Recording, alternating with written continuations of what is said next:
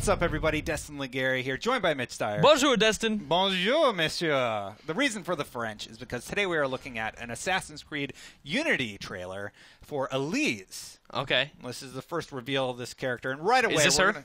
That is not her. Oh, okay. That is a guillotine. Oh. Also, one of the pre-order bonuses for the limited edition of Assassin's Creed. You get like a real Unity. guillotine? They back it up in a giant truck in the U-Haul. Like, here it is. Here's your guillotine. Exactly. Thanks for your $5 pre-order bonus. It's a smaller one.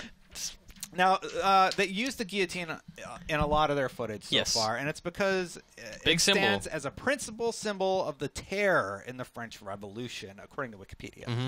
Ever reliable Wikipedia. It was invented by a physician during the Revolution as a quicker, more efficient, and more distinctive form of execution. The guillotine became a part of popular culture and historic memory. Obviously, you see it, you know what it is immediately. Can we do a rewind theater on this conversation and talk about the fact that the guillotine was invented by a doctor? Sure. Maybe I've got a remedy for you, Destin. Lie down right here. Yeah, and obviously some people saw it as an Avenger, and some people were scared as hell of it. I'm scared of it. So, yeah, I don't want to go to a guillotine. Okay. So anyway, then we go forward a little bit, and we're going to see a lot of if we did a rewind theater on that watch, streets. it'd be going back in time. Correct. Sorry, carry on. There's some French soldiers getting rid of a dead body. Yeah, they're decapitating all the people on its shoulders. You mentioned to me earlier that you could be executed for something as minuscule as eating white bread. Yeah. What? So, because you're sympathizing. With white bread lovers. Yeah, there were two distinctive colors, white and red, during the Revolution, and I believe red was symbolic of the revolutionaries.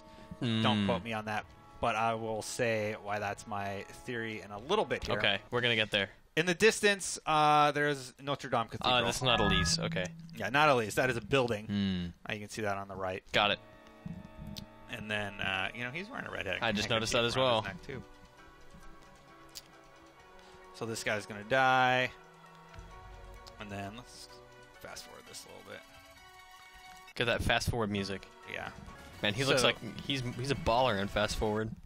Here's a great shot. So there's a million people out here. They're all watching this execution about to happen. Notre Dame's in the distance, and he needs to get through this wave of people to save this Elise woman. Okay.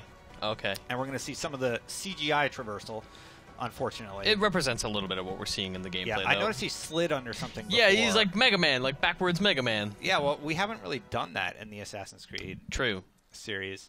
So the reason I pointed out the red handkerchief is because people would wear these as a symbol. They would say women and men would wear it around their necks, showing where the blade would strike its victims.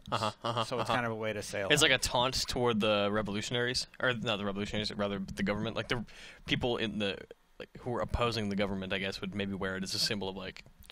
Well, actually, it's people saying like, "This is where you're going to be cut if you oppose us." Oh, okay, gotcha. I think. Gotcha. I think. I am so hazy on history. I don't know a lot about the French Revolution. You figured they would just French.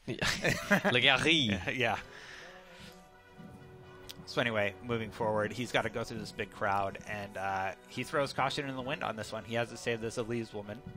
Yeah, Arno's very aggressive. Yeah. Which, I mean, you see that a lot in the gameplay as well. But yeah, we didn't talk about it before, but this is Arnaud Dorian, a native Frenchman born in Versailles. Versailles. Close. And you'll get it someday. Someday. And everybody's just like, hey, you need to stop that guy.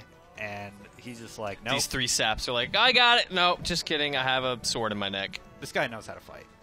And it's interesting. The combat's that dude doesn't want anything to do with it. Nope. The combat's changed a little bit. Like, it's still very Assassin's Creed. It still has that iconic blade. Yeah, of course. But it is different. Like, it's a little more fencing stuff. Yeah, he's got a rapier, I think.